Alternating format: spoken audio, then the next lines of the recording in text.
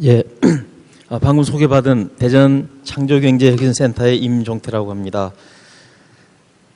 저 앞에 시계가 없어서요. 제가 잠깐 요거 좀 하겠습니다. 해놓고. 예. 우선 앞서 이제 운수아님께서 이제 그 사이버 세상과 현실 세계의 이제 그 인터랙션으로 이제 제4차 산업혁명의 모습이 갖춰져 나갈 거라고 말씀을 하셨는데요. 그런 미래의 모습을 그려보면서 제가 말씀드릴 것은 현실 세계에서 우리가 어떤 준비를 하고 있는지, 그리고 4차 산업혁명에서 이제 스타트업, 창업 생태계는 어떤 모양을 가지고 가는 게 바람직한 것인지에 대한 현재 움직이고 있는 그 현실을 중심으로 말씀을 좀 드리겠습니다. 클라우스 슈밥 회장입니다.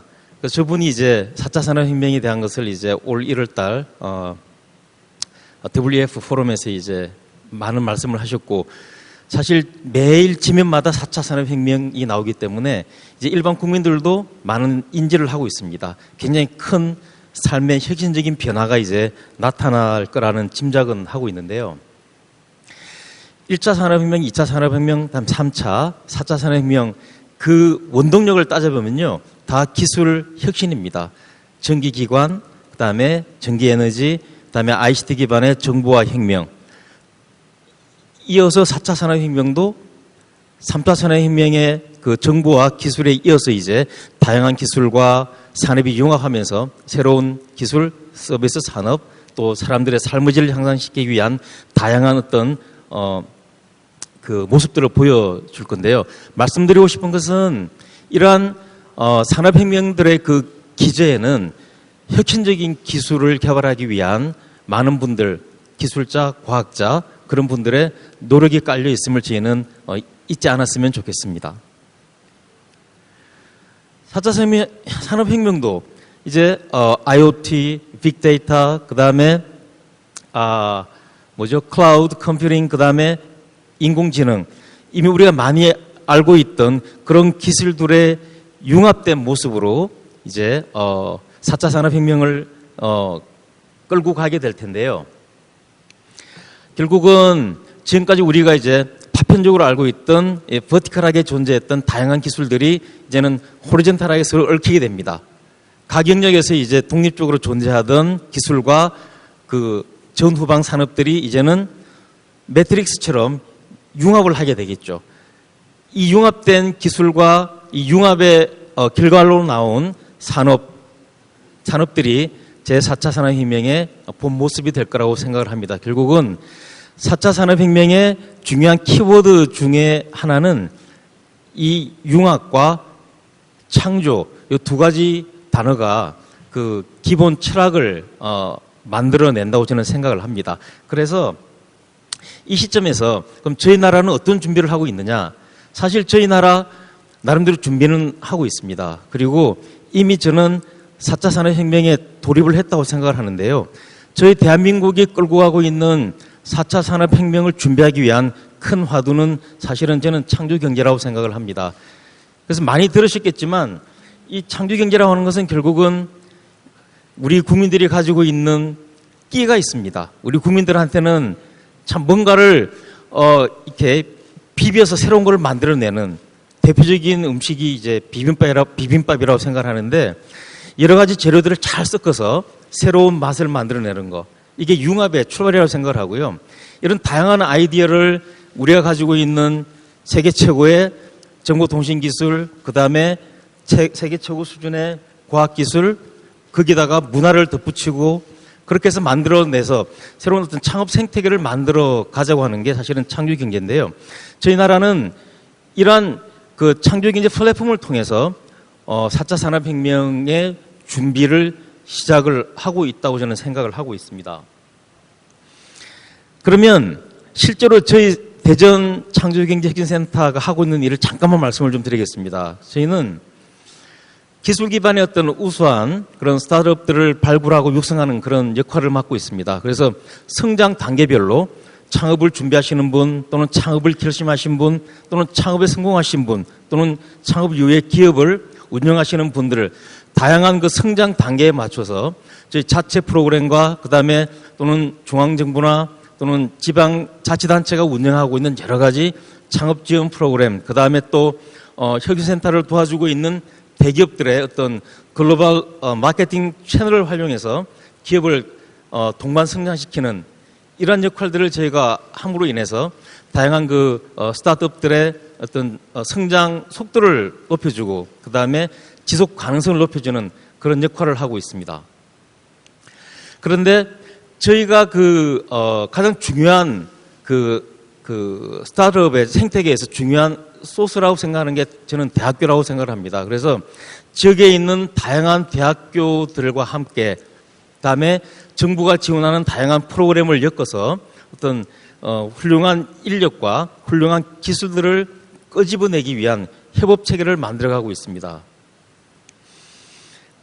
이를 통해서 학생들 그다음에 교수님들의 어떤 창업을 유도하기 위한 그런 노력들을 하고 있고요. 그다음에 대전은 또 특이한 게 정부출연연구소가 25개가 모여 있습니다. 대덕연구단지 안에 굉장히 훌륭한 기술들, 그다음에 인적 자원이 훌륭합니다. 그래서 이러한 출연연구소들과의 어떤 협업 체계를 통해서 정말 세계적인 기업으로 성장 가능성이 있는 그런 기업들을 발굴을 하고 있는데요. 한 두 가지 예를 들어보면은 이제 대전에 한국기계연구원이라고 있습니다. 그래서 거기에 이제 사진의 왼쪽에 보이는 이분이 이제 얼마 전에 이제 창업한 지 1년이 안 됐거든요. 근데 이제 광학 기술을 어떤 스펙트럼을 이용한 광학 기술을 이용을 해서 초기에 암을 진단하는 그런 기술을 개발하고 있습니다. 그래서 특히 이제 피부암 진단에 이제 효과가 큰데요. 미국 같은 경우는 국민 5분 중에 1분이 피부암에 걸릴 확률이 높습니다. 그런데 피부암을 진단하려면 조직을 떼내야 돼요.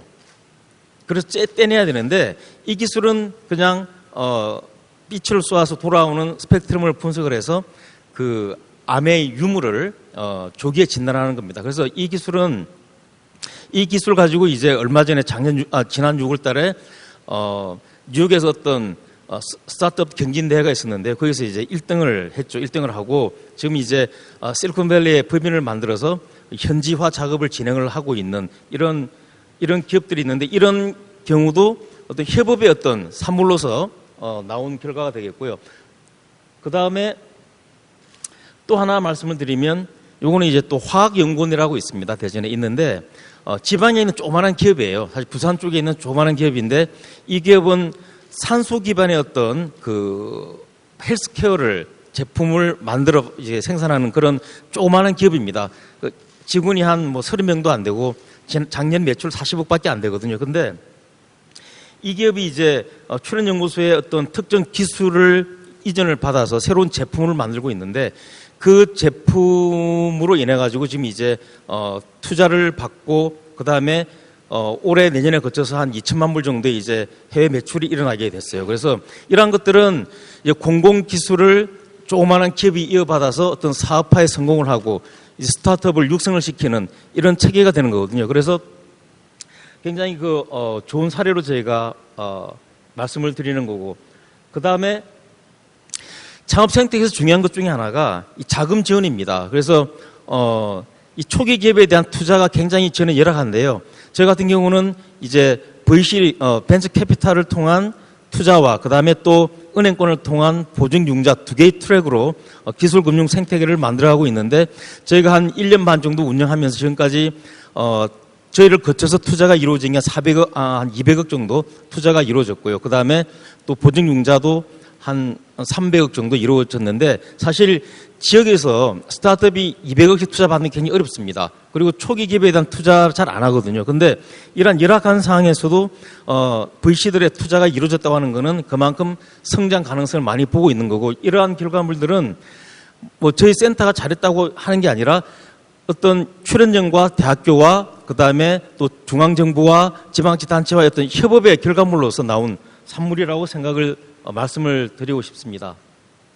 근데 이 창업 생태계가 하루에 만들어지지는 않는 것 같아요. 이게 젊은이들한테 어떤 대학교를 졸업하면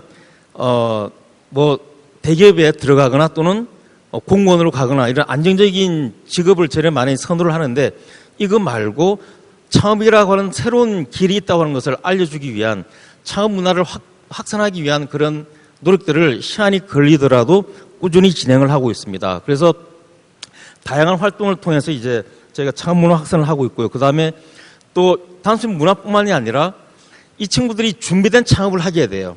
그래야만 이제 실패되는 확률이 줄어들기 때문에 준비된 창업을 시키기 위한 전문가로서의 어떤 자질 함량을 위한 전문가 기술 교육도 저희가 꾸준히 진행을 하고 있습니다. 그 다음에 요즘 메이크 무브먼트라고 뭘 만들어보는 DIY가 확대된 그런 운동들이 많이 진행되고 있는데요.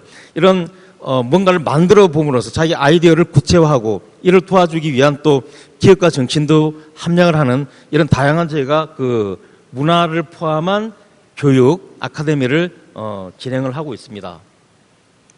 저희가 꿈꾸는 그 역할의 목표는 뭐냐면 결국은 저희는 창업을 지원하고 도와드리는 어떤 엑셀러레이터로서 역할을 강화를 하고자 합니다. 그래서 다양한 그 창업 문화 확산을 통해서 창업 풀을 확대를 하고요. 그 다음에 정말 그 세계적으로 경쟁력이 있는 스타트업들을 많이 발굴해서 육성을 하고 그 다음에 대기업의 후원, 그 다음에 또는 정부가 가지고 있는 코트라와 같은 그런 마케팅 채널들 물건을 만들면 팔아야 되잖아요. 그래서 그러한 후단을 지원해주기 위한 그런 생태계를 선순환 생태계를 만들어서 건전한 생태계가 조성될 수 있도록 저희가 노력을 하고 있습니다. 결국은 오늘 제가 말씀드리고 싶은 거는 대기업도 혼자서는 생존할 수가 없습니다. 아무리 큰 대기업도 잭일치가 이런 말씀을 하셨어요. 결국은 협업이라고 하는 이런 그 기반이 만들어지지 않으면 아무리 큰 기업이라도 이제 생존할 수가 없다는 얘기고요. 그만큼 4차 산업혁명에 들어가는 이 시점에서 우리 스타트업들이 살아남기 위해서는 대기업과 스타트업, 그 다음에 또 기술과 기술 간 또는 산업과 산업 간 어떤 협업 모델이 바탕이 돼야 되는 거죠. 연예계에서는 콜라보라고 이야기를 하고요. 요즘은 정치판에서도 이렇게 이야기를 합니다. 협치라는 이야기를 합니다.